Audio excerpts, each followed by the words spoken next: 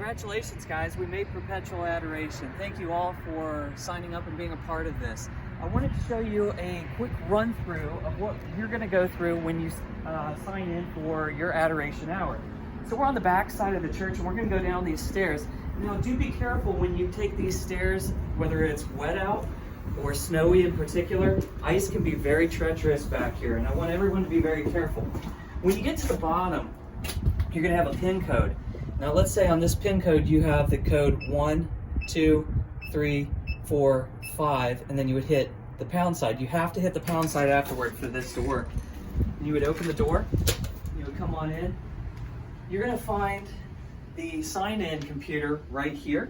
Everything is touchscreen. We do have a mouse currently, but you would go ahead and hit the blue buttons, Adore or Sign In, followed by Scheduled Adore or Sign In. With those two buttons, it will bring up a list of people. You should find your name on that, and then you would touch it, you would submit it, and it says you are signed in. And that's all you have to do. You would come around to the side, and you've got some options here. We recommend that you try to use the restroom before you go into the Adoration Chapel, as it is a full hour. We have holy water right here. And over on the side, we have a huge, extensive library with spiritual reading.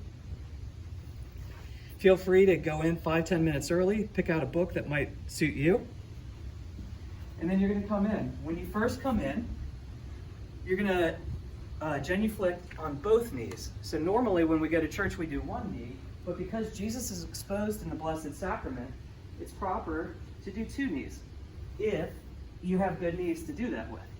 If you don't feel that you have to do anything. Then take a seat, and we want to try to space out between people. Give everybody as much space as you can. And then we're going to sit down, and it's your time with Jesus in silence. What I like to do is break my time into 3 20-minute segments. So for example, in chairs here, we have the Bible, we have the Catechism as well. I might spend 20 minutes reading the Bible, trying to open that up and find something that inspires me. Then second, I might pray the rosary.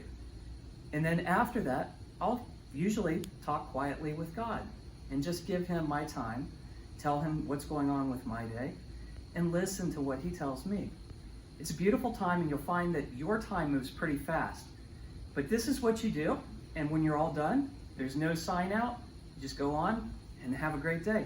Thank you guys again, and look forward to seeing you tomorrow. Take care.